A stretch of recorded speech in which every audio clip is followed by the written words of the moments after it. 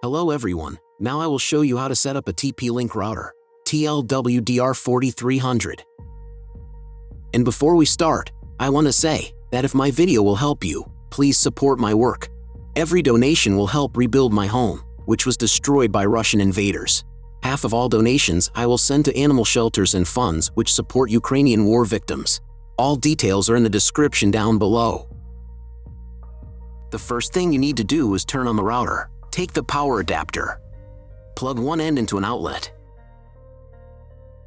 and the other into the router.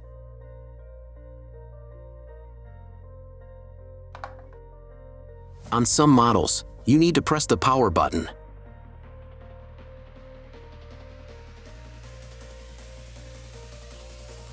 When the router turns on, the indicator will light up.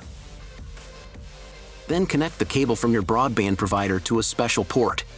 This port is usually signed as WAN or Internet, and usually it has a different color. Each cable should be inserted until it clicks. Next, insert one end of the Ethernet cable that comes with the router into one of the LAN ports.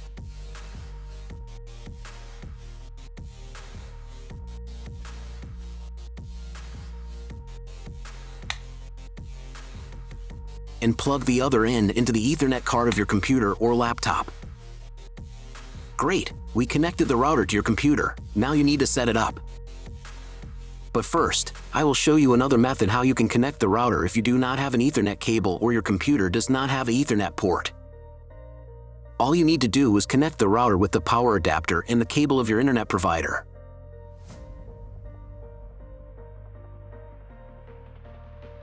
When you do this, your router will immediately distribute Wi-Fi, but the internet will not be available. If the router is new and has never been configured, the Wi-Fi network will be with the name of your router. The router name and Wi-Fi password are printed on the sticker that is located on the router.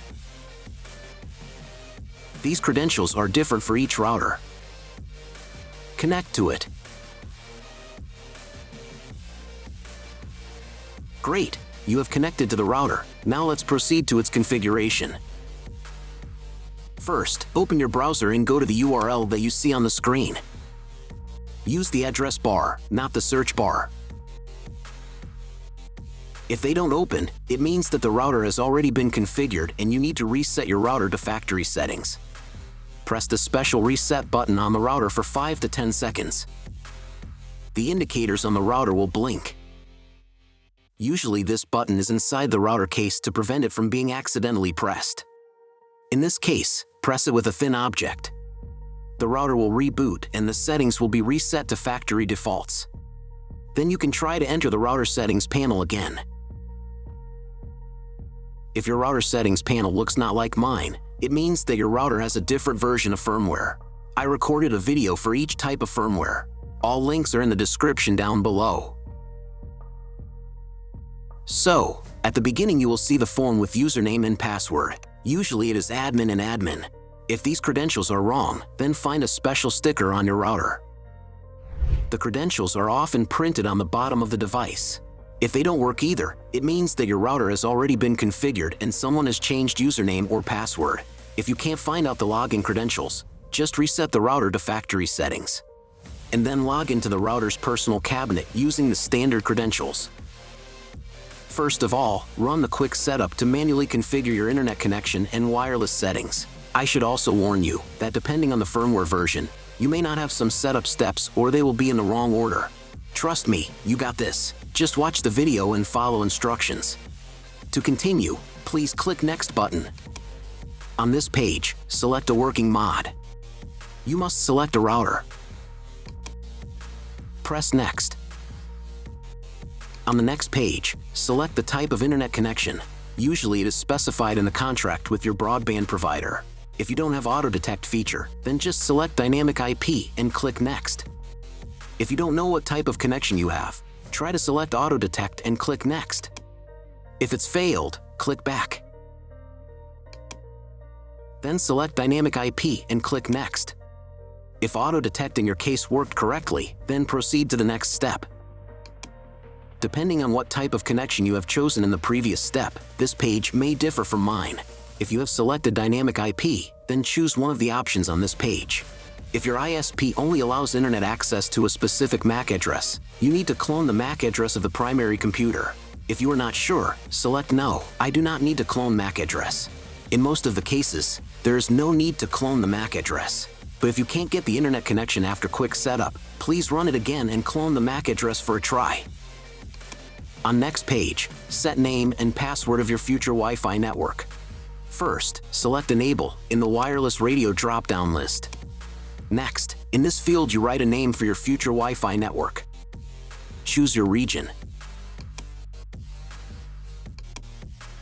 Next, set password. Click on this WPA2PSK option if it's not activated, and write a password in a wireless password field. Password must be at least 8 characters long. When you write the credentials, click on the Next button. Great! You have completed the quick setup process. Click Finish, and after a couple of minutes check internet connection. Just Google something. If there is no internet, then try to reboot your router. To restart it, go to the System Tools menu. Select Reboot menu item, and click on the Reboot button. After rebooting, wait a couple more minutes. Maybe the settings are applied and the internet will appear. If the internet still does not appear, check again whether you have connected all the cables correctly.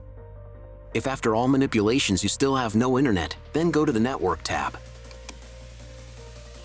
Then select MAC clone. And then clone MAC address. After that, save the settings.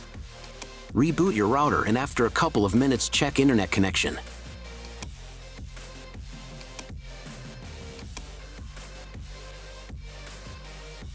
If internet still doesn't appear, contact your internet service provider. He will tell you what type of connection you have and what other settings you need to do.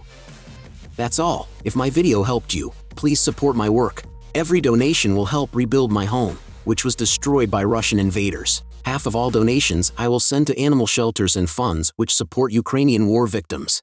All details are in the description down below.